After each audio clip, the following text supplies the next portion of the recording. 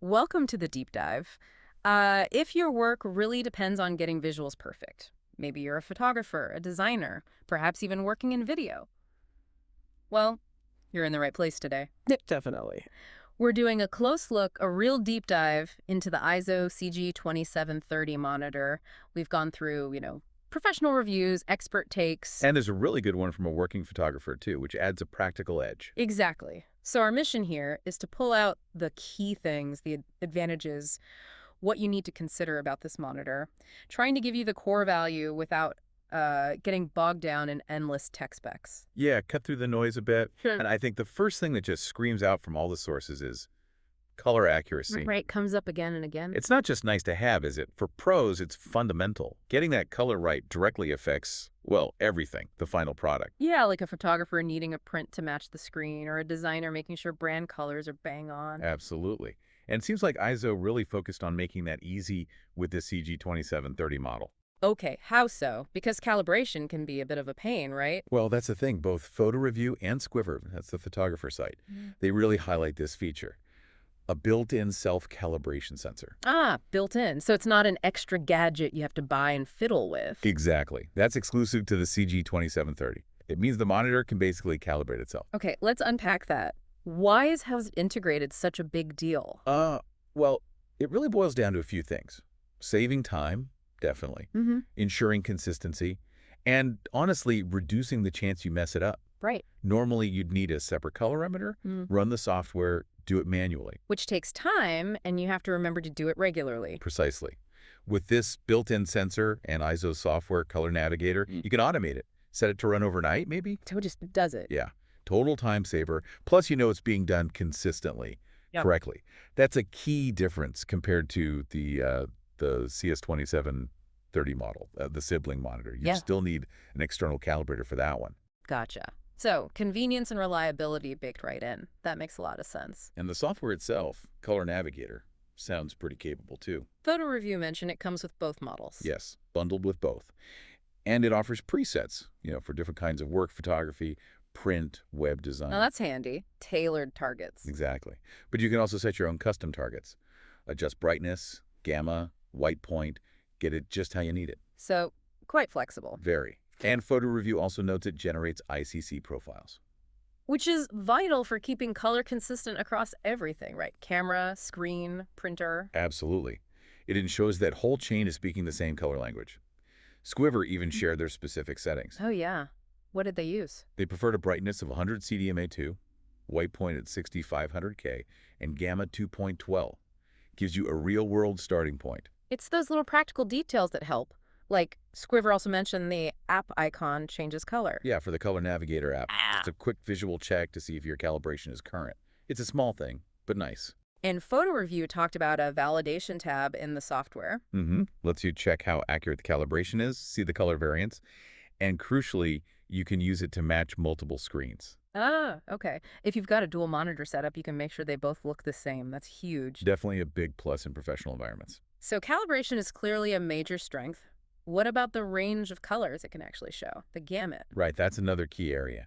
Both reviews really emphasize the wide color gamut. Okay. We're talking 99% coverage of Adobe RGB. That's for both the CG and the CS models. 99% Adobe RGB, pretty much all of it. Yeah, and the CG2730 specifically also hits 98% of DCI-P3. Okay, DCI-P3, that's more for video, right? Exactly, that's the standard for digital cinema. Yeah. So having that coverage is really important if you're doing video editing or grading. So these percentages sound impressive, but let's break it down. Why should, say, a photographer care about 99% Adobe RGB? What does it mean day to day? Well, Adobe RGB captures a wider range of colors than standard sRGB, especially in the vibrant greens and blues. Squiver points this out. Right.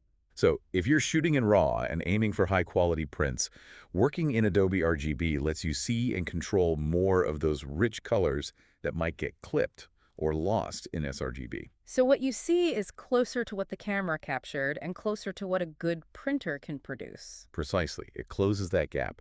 And for the video folks, that DCI-P3 coverage means you're seeing the colors accurately for cinema or HDR delivery.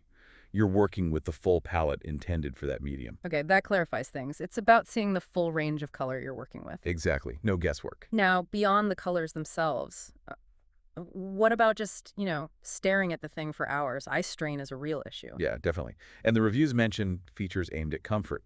Photo review specifically calls out the flicker-free display. Flicker-free, that helps reduce eye fatigue, right? Significantly, Ah, especially over fab. long editing sessions. Your eyes aren't constantly making micro adjustments to invisible flickering. And Squiffer mentioned the panel itself. Yes, the matte panel finish. It has an anti-reflection coating. So less glare from lights or windows. Right. Minimizes distractions, makes it easier on the eyes, and they described it as giving a sort of print-like experience, less like looking at a light source, maybe. Interesting. And the CG2730 has something called True Black Display. Sounds dramatic. Yeah. But it's functional. According to Squiver, it bumps the contrast ratio up significantly. How much? It's 1500.1 on the CG2730 compared to 1000.1 on the CS2730. Okay, higher contrast. What does that mean visually?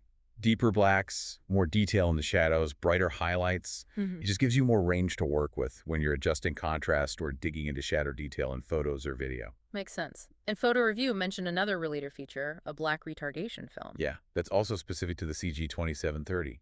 It helps maintain those deep black tones even if you're viewing the screen from an angle. Ah, okay. So if you move your head or someone else is looking with you, the blacks don't suddenly wash out. Exactly. Really useful for collaborative work or video grading suites. Plus, Photo Review also praised the smooth gradients, no ugly banding, and didn't see any fizz, which can sometimes happen with dithering techniques on other monitors. So overall, a visually refined and comfortable experience. It seems so. It's not just about the numbers, but how it actually looks and feels to use. Okay, let's shift gears a bit. What about the physical monitor? The design, ergonomics, ports. Both reviews noted it's slimmer and lighter than older Eizo models, and they have built-in carrying handles. Handles, like to carry it around. Yeah, maybe not something you use daily, but it's a thoughtful touch if you ever need to move it between workstations or locations. Fair enough. What about the stand? That's usually important. Yeah, the stand gets high marks. Highly adjustable. You've got height adjustment quite a bit, 155 millimeter, tilt, swivel, and even pivot. Pivot, so you can turn it vertically. Yep, 90 degrees. Useful for portrait orientation work, coding, long documents. As Squiver points out, this flexibility is key for setting up an ergonomic workspace. Absolutely. Avoiding neck strain over long hours. And connectivity. What ports are we looking at? It's well equipped. You get DVI-D, DisplayPort, and HDMI. All support HDCP, and the HDMI supports deep color. Okay, good range of options. Squiver recommended using DisplayPort, especially if you plan to daisy-chain multiple monitors. Right. And there's a USB hub, too. Yes, a built-in USB 3.0 hub. 3 downstream ports for plugging in peripherals, like your mouse, keyboard, maybe a card reader. Handy. Keeps cable clutter down. Definitely. And Photo Review mentioned one of those downstream ports supports USB charging. Oh, nice. Charge your phone or tablet right from the monitor. Yeah. Squiver also liked the control buttons. They're electrostatic, touch-sensitive.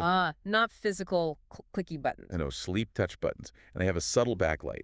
Plus, there's an on-screen button guide, so you know what each button does without fumbling in the dark. Sounds user-friendly. And one more thing for the CG model. The hood. Right, the shading hood.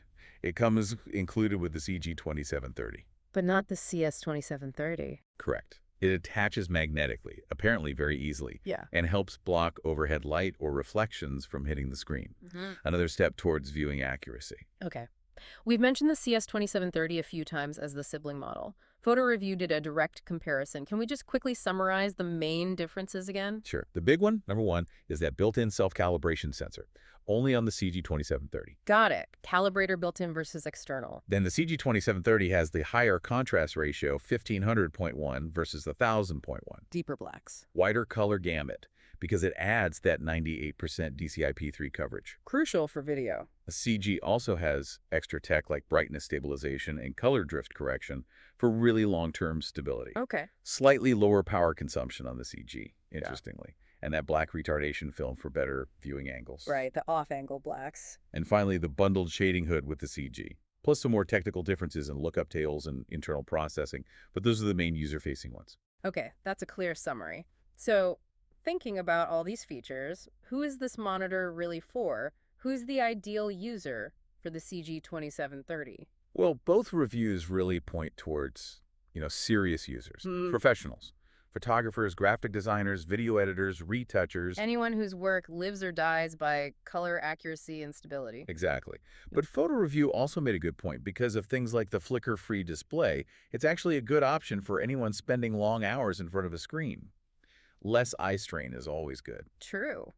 And they positioned Eizo generally as a long-term investment, didn't they? Mentioning potential lifespans of like 10 years plus. Yeah, based on experience with older models, these aren't meant to be replaced every couple of years. They're built for durability and sustained performance. And Squiver really emphasized that element of trust. Professionals need to trust their monitor. Absolutely. When you're making critical color decisions for a client, you need confidence in your display. Now, the elephant in the room, the price.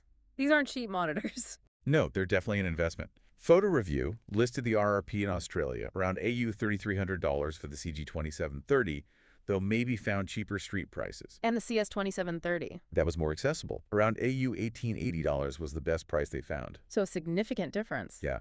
Squiver acknowledged they're by no means cheap, but argued they represent value for money over their lifespan. And maybe you save money compared to jumping to, say, a 4K or 5K ISO if you don't strictly need that super high resolution for your specific work. Right, focusing the investment on color quality and features over just pixel count, perhaps? Potentially, yeah. It depends on your needs. Okay, so let's try and wrap this up. If someone's considering the Eizo CG2730, what are the absolute core benefits they're getting based on these reviews? I'd say number one, exceptional, reliable color accuracy, Yeah. made super easy by the built-in self-calibration. That seems key. Number two, that wide color gamut covering Adobe RGB and DCI-P3 so you can faithfully see and work with a huge range of colors. Number three, a comfortable viewing experience. Flicker-free, matte screen, good contrast, deep blacks. Easier on the eyes for long sessions. Makes sense. And number four, just a thoughtful, professional design. Good ergonomics, useful ports, the included hood. It's built for a working professional's workflow. And that built-in calibration really does feel like the main thing that differentiates the CG model, doesn't it? I think so. It's the headline feature that streamlines a critical process. So for anyone out there who's really serious about their visual work, these reviews suggest the Eizo CG2730 is a top-tier contender. Definitely. But as we noted, if the budget is tighter or maybe you don't need DCI-P3, the CS2730 looks like a very strong alternative, provided you're okay with using an external calibrator. Yeah, it really comes down to weighing those specific needs, doesn't it? Like, how crucial is automated calibration to you? How important is that cinema color space? Exactly. And that kind of leads us to a final thought for you, the listener, to consider. Yeah. Given how much accurate color impacts your specific work, whether it's photography, design, video, whatever, what aspects of display accuracy are genuinely the most critical for your workflow? Is it the gamut, the calibration consistency, the black levels? Yeah. Thinking about where the real bottlenecks or pain points are in your current setup, that's probably the best way to figure out where to invest. A good question to ponder.